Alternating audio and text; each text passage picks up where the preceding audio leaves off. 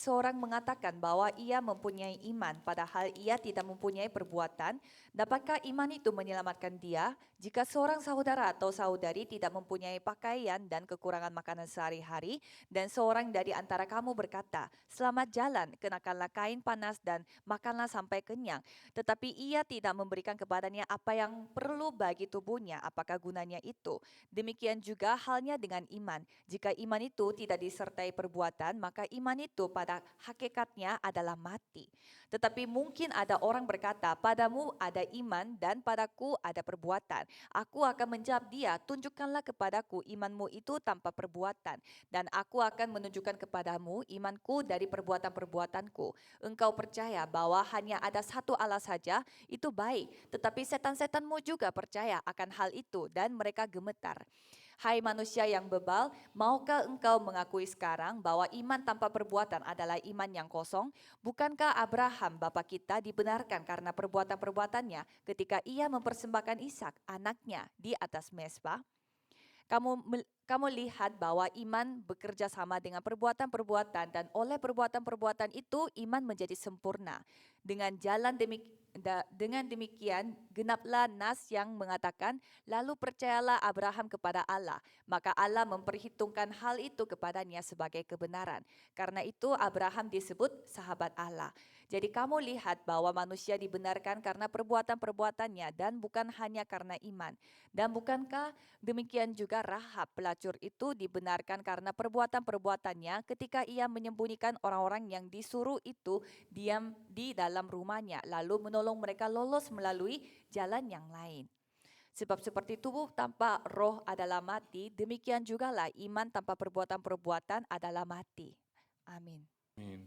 Ibu Wanita akan memberikan khotbah dengan firman yang berjudul mengalami kuasa kebangkitannya.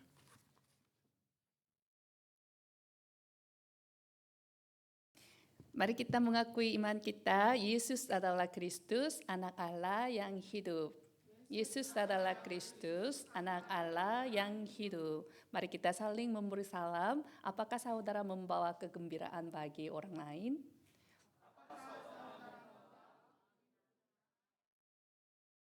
Judul khotbah hari ini adalah mengalami kuasa kebangkitan. Bacaan hari ini diambil dari Yakobus 2 pasal 2 ayat 14 sampai dengan 26.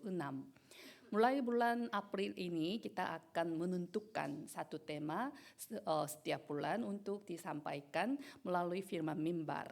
Sesuai dengan tema tersebut, kita akan merenungkan firman selama 1 bulan penuh, dan pada minggu terakhir setiap bulan kita akan memiliki waktu untuk berbagi anugerah yang diterima, langkah nyata yang dilakukan, tantangan yang dihadapi, dan pengenapan firman yang dialami. Melalui waktu-waktu seperti ini, kita akan semakin berakar sebagai komunitas yang berpusat pada firman, serta mengalami dan mengakui penyertaan Tuhan yang tepat dan melimpah. Setelah ibadah, anggota jemaat Korea akan mengadakan persekutuan pribadi, sedangkan anggota jemaat Indonesia akan mengikuti pertemuan bersama. Setelah itu pokok-pokok doa yang dibagikan oleh anggota jemaat Indonesia akan disampaikan agar kita semua dapat berdoa bersama dalam kesatuan hati. Tema kita untuk bulan April ini adalah kebangkitan. Kebangkitan Yesus Kristus bukan hanya peristiwa sejarah, tetapi kuasa Allah yang benar-benar mengubah hidup kita total. Orang yang telah bertemu dengan Kristus yang benar akan mampu mengasihi orang yang sebelumnya tidak dikasihi, mampu melakukan hal-hal yang dulunya tidak sanggup dilakukan, dan hidup untuk memperluas kerajaan Allah. Kita sedang berdoa mengenai bentuk ibadah kita juga. Tempat di mana orang Korea dan orang Indonesia dapat beribadah bersama seperti kebaktian bahasa Indonesia di Gereja Yewon tidak begitu banyak di Korea. Teman-teman dari Indonesia yang pertama kali menghadiri ibadah di sini sering bertanya kepada saya, mengapa para penatua dan hamba Tuhan Korea yang ada di sini begitu sungguh-sungguh berdoa dan melayani untuk Indonesia? Saya menjawab, mungkin karena itu adalah hati yang Tuhan sendiri berikan kepada kami. Itu bukanlah pilihan kami, tetapi karena Tuhan telah mempercayakan Indonesia kepada kami masing-masing dan melalui pimpinan Roh Kudus kami dipertemukan di tempat ini. Itulah sebabnya ketika kami bertemu orang Indonesia, kami sangat bahagia dan merasa senang dan ingin mengunjungi Indonesia, ingin mengenal Indonesia lebih dalam dan bahkan hanya mendengar kata Indonesia pun hati kami tergerak. Kebaktian berbahasa Indonesia di Gereja Yewon adalah komunitas perjanjian yang terdiri atas orang Korea yang mengasihi Indonesia dan orang Indonesia yang tinggal di Korea.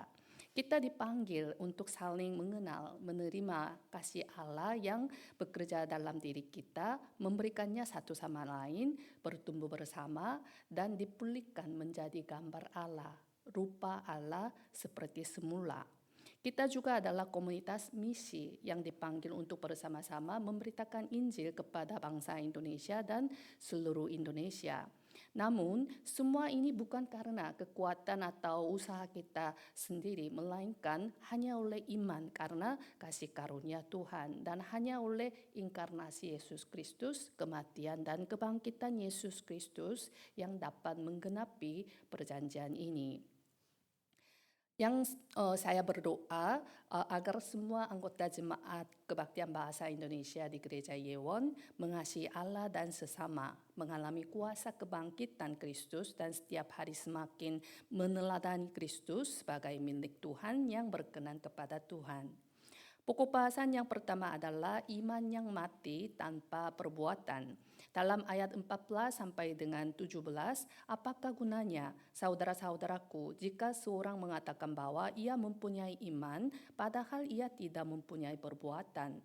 Dapatkah iman itu menyelamatkan dia? Jika seorang saudara atau saudari tidak mempunyai pakaian dan kekurangan makanan sehari-hari, dan seorang dari antara kamu berkata, selamat jalan, kenakanlah kain panas dan manakah sampai kenyang, tetapi ia tidak memberikan kepadanya apa yang perlu bagi tubuhnya, apakah gunanya itu? Demikian juga halnya dengan iman. Jika iman itu tidak disertai perbuatan, maka iman itu pada hakikatnya adalah mati. Teks hari ini adalah salah satu bagian yang paling jelas menekankan tanggung jawab etis dan praktis dari iman Kristen di seluruh Alkitab. Sebab iman tidak bisa ada tanpa perbuatan. Kata perbuatan yang digunakan dalam teks aslinya berasal dari bahasa Yunani yaitu ergon. Dalam 1 Tesalonika pasal 1 ayat 3, kata pekerjaan iman juga berasal dari kata yang sama yaitu ergon. Dalam bahasa Indonesia kata ini diterjemahkan menjadi dua istilah yang berbeda, pekerjaan dan perbuatan. Tetapi sebenarnya keduanya berasal dari akar kata yang sama, ergon. Artinya karena kita percaya, maka kita bertindak. Dan melalui perbuatan kita, pekerjaan Allah dinyatakan secara alami dalam kehidupan kita. Yakobus menunjukkan bahwa seseorang yang benar-benar memiliki pengakuan iman yang sejati akan hidup menurut hukum yang utama, yaitu mengasihi sesama, terutama yang miskin dan membutuhkan, serta menunjukkan belas kasihan. Dengan kata lain, ketiadaan kasih dan belas kasihan adalah tanda-tanda bahwa tidak ada iman yang sejati di dalam hati seseorang. Bahkan di dalam Injil, Yesus sendiri mengajarkan bahwa iman yang benar adalah melakukan kehendak Allah. Dalam Matius 7 ayat 21, bukan setiap orang yang berseru kepadaku Tuhan, Tuhan akan masuk ke dalam kerajaan surga, melainkan dia yang melakukan kehendak Bapa-Ku yang di surga.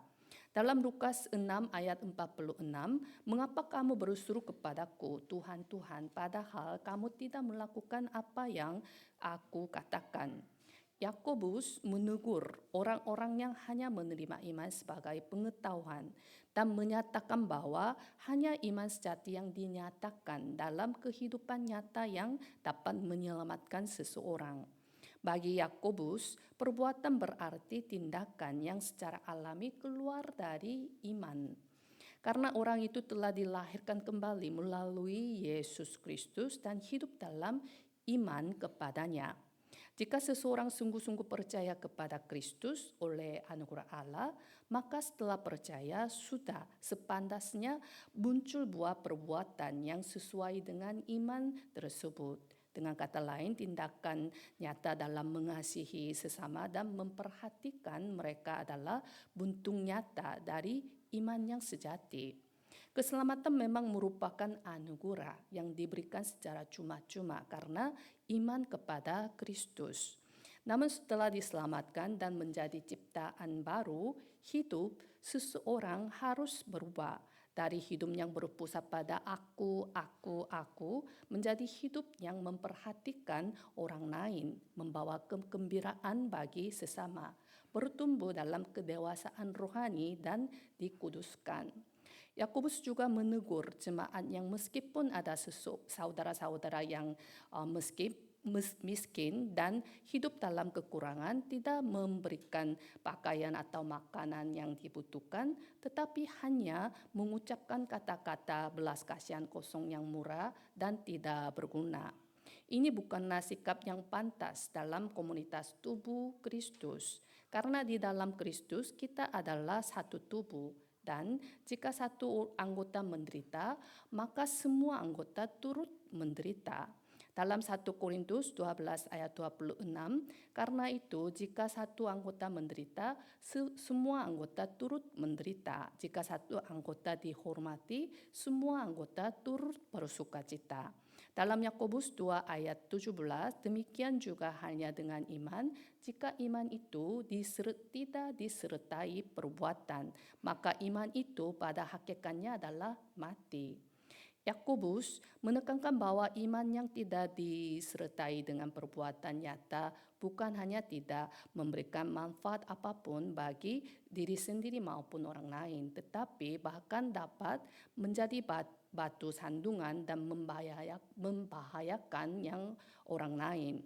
Dalam Ibrani 9 ayat 14, betapa lebihnya darah Kristus yang oleh Roh yang kekal telah mempersembahkan dirinya sendiri kepada Allah sebagai persembahan yang tak bercacat, akan menyucikan hati nurani kita dari perbuatan-perbuatan yang sia-sia, supaya kita dapat beribadah kepada Allah yang hidup. Rasul Paulus mengatakan bahwa satu-satunya hal yang diakui di dalam Kristus Yesus adalah iman yang bekerja oleh kasih. Dalam Galatia 5 ayat 6, sebab bagi orang-orang yang ada di dalam Kristus Yesus, hal bersunat atau tidak bersunat tidak mempunyai sesuatu arti, hanya iman yang bekerja oleh kasih. Iman dan perbuatan tidak dapat dipisahkan seperti halnya hidup dan nafas. Perbuatan yang sejati adalah buah yang pasti dari iman, sehingga bagi orang yang memiliki iman yang benar kepada Kristus akan terlihat secara nyata dalam tindakan mengasihi sesama. Keselarasan antara iman dan perbuatan seperti inilah yang menghasilkan keselamatan yang nyata. Kita diselamatkan oleh anugerah Allah. Segala sesuatu adalah kasih karunia semata. Namun Allah juga menghendaki agar kita bertumbuh sampai mencapai kedewasaan penuh di dalam Kristus. Dalam Efesus 4 ayat 13, sampai kita semua telah mencapai kesatuan iman dan pengetahuan yang benar tentang anak Allah, kedewasaan penuh dan tingkat pertumbuhan yang sesuai dengan kepenuhan Kristus. Saya berdoa agar seluruh jemaat kebaktian bahasa Indonesia di Gereja Yewon memiliki waktu pengambilan keputusan mulai hari ini untuk hanya melakukan kehendak Allah saja. Dan ketika kita melakukan kehendak Allah dengan iman, biarlah kita mengalami bukti nyata bahwa Allah sungguh bekerja dalam hidup kita masing-masing. Pokok bahasan yang kedua adalah iman yang sejati terlihat dari perbuatannya. Dalam ayat 18 sampai dengan 22, tetapi mungkin ada orang berkata, Padamu ada iman dan padaku ada perbuatan. Aku akan menjawab dia, tunjukkanlah kepadaku imanmu itu tanpa perbuatan, dan aku akan menunjukkan kepadamu imanku dari perbuatan-perbuatanku. Engkau percaya bahwa hanya ada satu Allah saja, itu baik, tetapi setan-setan pun juga percaya akan hal itu, dan mereka gemetar. Hai manusia yang bebal, maukah engkau mengakui sekarang bahwa iman tanpa perbuatan adalah iman yang kosong? Bukankah Abraham, bapa kita, dibenarkan karena perbuatan-perbuatannya? Ketika ia mempersembahkan Ishak anaknya di atas mezbah, kamu lihat bahwa iman bekerja sama dengan perbuatan-perbuatan, dan oleh perbuatan-perbuatan itu iman menjadi sempurna. Yakobus menegaskan bahwa iman yang hanya percaya pada keberadaan Allah dan perbuatan yang tidak melakukan kehendaknya tidak ada bedanya dengan iman kosong yang dimiliki oleh roh-roh jahat yang akan binasa. Untuk menjelaskan bahwa iman tanpa perbuatan adalah sia-sia, dan bahwa hanya iman yang disertai perbuatanlah yang dibenarkan di hadapan Allah, Yakobus mengambil contoh Abraham, bapa orang beriman sekaligus nenek moyang bangsa Yahudi. Abraham mempersembahkan Ishak anaknya sebagai korban karena ketaatannya kepada Allah. Imannya dinyatakan secara nyata melalui tindakannya, yakni menaati firman Tuhan tanpa syarat. Peristiwa Abraham mempersembahkan Ishak bukan satu-satunya tindakan yang membuktikan imannya, tetapi itu adalah peristiwa yang secara presentatif menunjukkan bahwa imannya adalah iman yang benar, dan karena itu dicatat dalam Alkitab sebagai bukti dari iman yang sejati. Demikianlah iman yang sejati akan terbukti ketika dinyatakan melalui tindakan nyata. Dan setiap tindakan yang benar-benar menyenangkan hati Allah hanya dapat muncul dari iman yang sejati. Itulah sebabnya Yakobus menekankan bahwa iman dan perbuatan tidak dapat dipisahkan. Bahkan ia menyatakan bahwa iman disempurnakan melalui perbuatan. Artinya iman bukanlah konsep yang abstrak, tetapi sesuatu yang harus diwujudkan secara nyata dalam kehidupan sehari-hari. Iman yang sejati akan bertumbuh menuju kedewasaan hanya melalui ketaatan yang nyata. Saya berdoa agar semua jemaat kebaktian bahasa Indonesia di Gereja Yewon memiliki iman yang langsung taat pada firman Tuhan, dan melalui ketaatan itu bertumbuh menjadi dewasa rohani dan semakin disucikan setiap hari, sehingga iman sejati kita dapat dilihat melalui tindakan nyata yang memberkati orang lain dan memuliakan Tuhan. Sebagai kesimpulan, bagaimana kita dapat mengatakan bahwa kita telah mengalami kuasa kebangkitan? Jika hati kita dipenuhi dengan kasih dan belas kasihan kepada orang lain, bukan hanya untuk diri sendiri, seperti hati Allah sendiri, maka itu adalah tanda bahwa kita telah mengalami kuasa kebangkitan. Kita adalah orang-orang yang telah menerima kasih, karena itu kita pun dapat mengasihi. Kita adalah orang-orang yang telah menerima belas kasihan dari Tuhan. Karena itu kita pun dapat menunjukkan belas kasihan kepada orang lain. Kita telah diampuni dari utang 10.000 talenta, maka kita tidak menuntut utang 100 dinar yang dari sesama kita. Dulu status kita adalah anak-anak iblis, budak iblis, tetapi Tuhan datang ke dunia ini untuk membebaskan kita dan bersama dengan kita. Dia adalah Yesus Kristus. Dia telah mati di kayu salib dan bangkit, menghancurkan kuasa maut dan kuasa setan. Kita telah menerima kasih karunia dan kasih yang tak terukur. Jangan sampai karena 100 dinar kita kehilangan karena kasih karunia 10.000 talenta.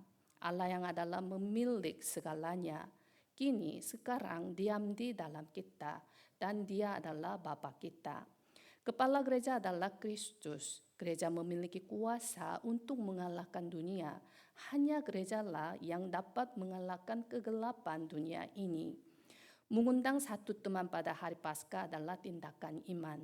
Ketika kita mengundang seseorang ke gereja dengan iman bahwa mereka akan hidup ketika mereka mendengarkan firman Tuhan, itu adalah tindakan yang sedang membawa satu jiwa keluar dari kegelapan menuju terang. Itu adalah tindakan yang sedang membawa kegembiraan bagi orang lain. Saya berdoa agar seluruh jemaat kebaktian bahasa Indonesia di Gereja Yewon dipenuhi dengan kasih Allah yang meluap dalam hati, menjadi saluran berkat yang menyampaikan kasih itu kepada sesama. Dan bukan hanya mengatakan saya percaya dengan mulut, tetapi menunjukkan iman itu melalui tindakan saudara. Mari kita berdoa. Allah yang penuh kasih, terima kasih karena Engkau telah memberikan firman-Mu yang berharga bagi kami hari ini. Kami memuji anugerah-Mu yang telah membuka jalan kehidupan baru dan kuasa melalui kebangkitan Yesus Kristus. Melalui firman mimbar yang kami renungkan hari ini, kami kembali menangkap isi hati Tuhan yang rindu agar kami tidak hidup dengan iman yang mati hanya dalam kata-kata, melainkan dengan iman sejati yang hidup. Jangan biarkan iman kami berhenti sebagai pengetahuan yang sia-sia, tetapi jadikan iman kami iman yang bekerja melalui kasih dan nyata dalam ketaatan. Seperti Abraham dan Rahab, jadikan kami orang percaya yang langsung taat kepada firman-Mu dan membuktikan iman kami melalui kehidupan sehari-hari sebagai orang Kristen yang dewasa. Tuhan, kiranya semua jemaat kebaktian bahasa Indonesia di Gereja Yewon menjadi orang-orang yang hidup hanya menurut kehendak-Mu dan bertumbuh setiap hari hingga mencapai kepenuhan Kristus. Biarlah komunitas perjanjian kami mengalami kuasa Injil, kuasa kebangkitan, dan menjadi saksi-saksi Injil Kristus yang menjalani hidup dengan sukacita dan kasih di tengah dunia ini. Di dalam nama Yesus Kristus kami berdoa. Amin.